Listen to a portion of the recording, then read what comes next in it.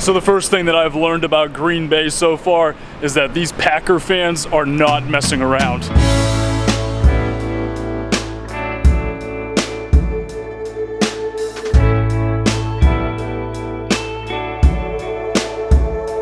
The amount of people I've seen walking around in Packers jerseys and Packers gear is pretty incredible. It's like not even football season. It doesn't start for like 2 months.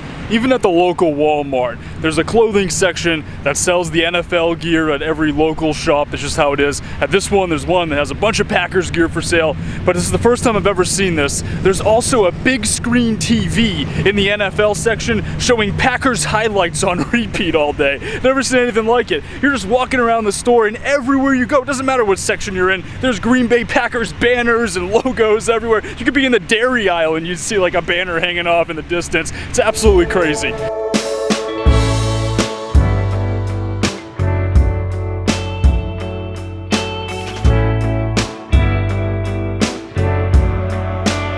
I guess it does make sense. Green Bay is actually the smallest city in the United States to host a major sports team from one of the 4 major sports leagues. So that was pretty interesting. I looked that up, and they want to hang on to that team, so they're going to do that. It's really fascinating because Green Bay is actually smaller than my hometown of New Bedford, Massachusetts, which I would never think could even come close to hosting a team. But because of the history and because of all the pride from all the fans, that team sticks around, and it's definitely not going anywhere.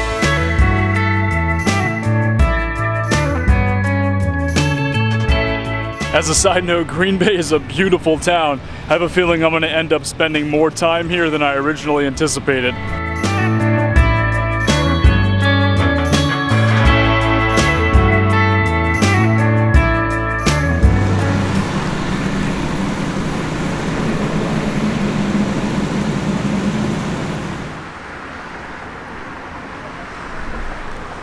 First stop of the day today, I just had to check out Lambeau Field. Apparently they do a stadium and Hall of Fame tour, which you can do, and I think it's only like 12 or 15 bucks, pretty reasonable. But I tried to book it the other night, and it was booked for like a month straight. Like the next available time wasn't until the end of July.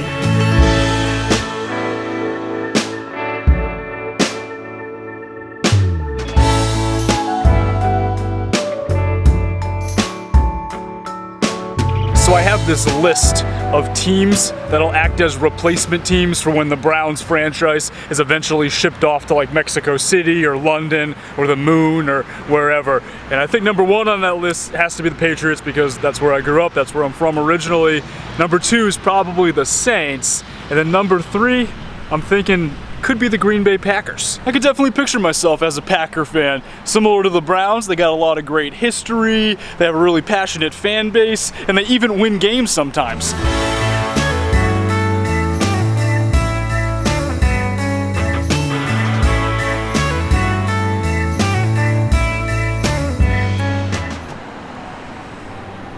Never really been one for souvenirs or anything like that, but I do have this really strong desire right now to pick up one of those Cheesehead hats. I just want to give one to the family, just have one for us. I think my dad would look pretty good in one, or maybe get one for my sister's boyfriend. I think it would suit him well.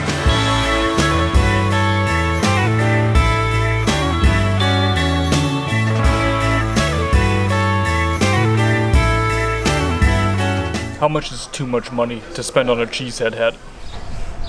Would have been like 25 bucks to buy one of those stupid things. That's definitely out of my price range. But if I could find one at like a grocery store, like a knockoff version of one somewhere, I would do that for like maybe 10 bucks or so. But I'm not wasting any more money than that.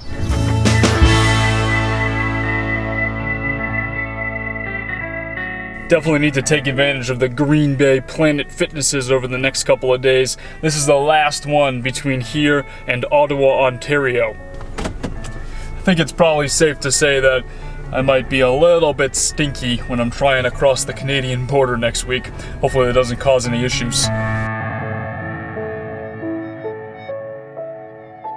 Another thing that I've noticed about Green Bay and I guess Wisconsin in general for the most part is that they really like traffic circles here. There are rotaries everywhere, and I'm not really like the biggest fan of rotaries. I think I'm a little scarred like from going down the Cape during the summer. If anyone's ever been down Cape Cod during the summer in Massachusetts, you know what I'm talking about. It's pretty crazy, and I don't think does like anyone actually enjoy rotaries. Like, I don't know, like I feel like a stoplight is so easy. You get to stop, you can chill out for a second, take a breather, and then you get to keep going. But with a rotary, like everyone's always just like white knuckles against the steering wheel, like looking for people coming to the left. There's always like the guy that's like doing like multiple laps around the rotary, just doing circles because he doesn't know where he's going. I don't know, it's a lot to handle.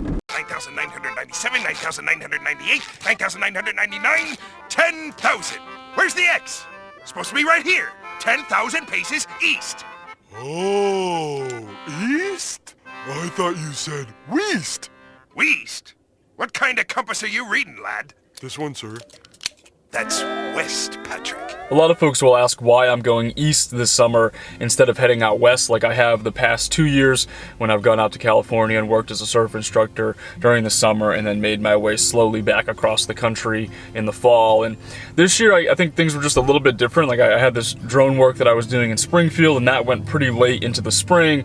And at this point now, like it doesn't really make sense for me to drive all the way to the West Coast and then cross the country and come all the way back east so that I can be back there in the fall. I have two really good friends that are getting married in the fall, so I want to be back for that. We're also doing this family vacation. I know that I mentioned in the previous video we're leaving for that in the middle of July, so I got to be back for that. And then on top of it, I just really want to spend time with my family. I haven't spent a lot of time with them over the past 6 months or so, and my sister just moved to New Hampshire and she just got a new puppy, so I really want to meet him. He seems really cool and super cute, and put him in the vlog and introduce you guys to him as well. He seems really awesome, so I'm looking forward to meeting him, spending some time in New Hampshire, checking out some of those areas that I've really never seen before, especially Maine. What is it, Arcadia National Forest? I can never figure out how to say it because my mom was talking about it, but my mom doesn't like say her R's a lot because she's from Massachusetts. It's like Arcadia. I don't know. I have to look up exactly how you spell it, but it looks like a really beautiful place to check out. And then, like I said in a previous video, going up to Canada as well. Just things that I want to see. And then on top of that, my parents are planning to sell the house that we grew up in.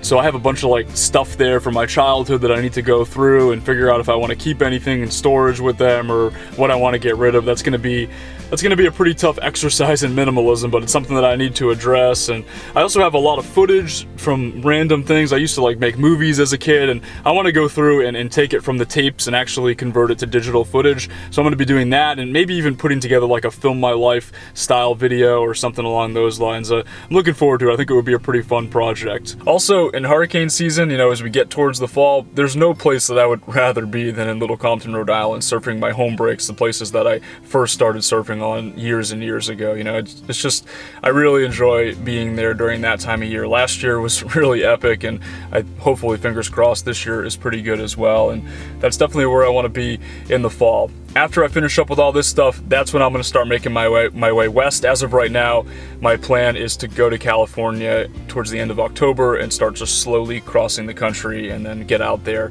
by the early winter and probably spend the majority of the winter in San Diego.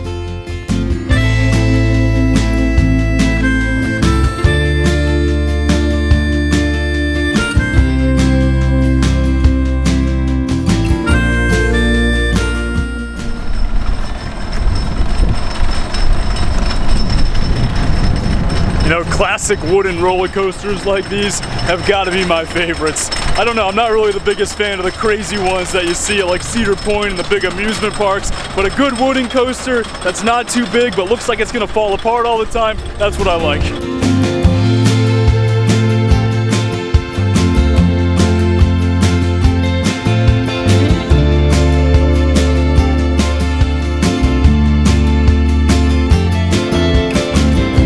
My quest for the Cheesehead Hat, I think, has officially failed.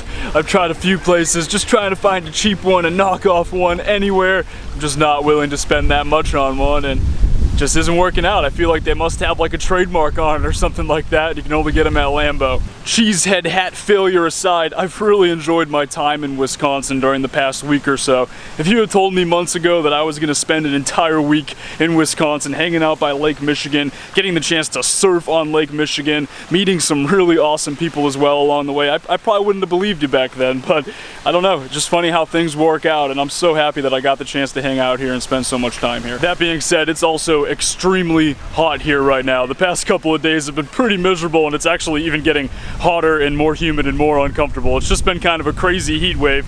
Definitely haven't slept very well the past couple nights, and it's time for me to start heading north. I'm gonna head up towards the upper peninsula of Michigan. I'm hoping that it'll be colder by the lakefront, maybe Lake Michigan or possibly even Lake Superior. There's a couple of campsites that I have in mind, so I'm looking forward to checking it out. I had a lot of people suggest that I check out Door County, which is not too far north of the Green Bay area. It's on that peninsula there, and there's a lot to see there apparently, but I just didn't have enough time. I'm gonna have to save it for next time. Thanks for watching, guys. I'll talk to y'all in the next video.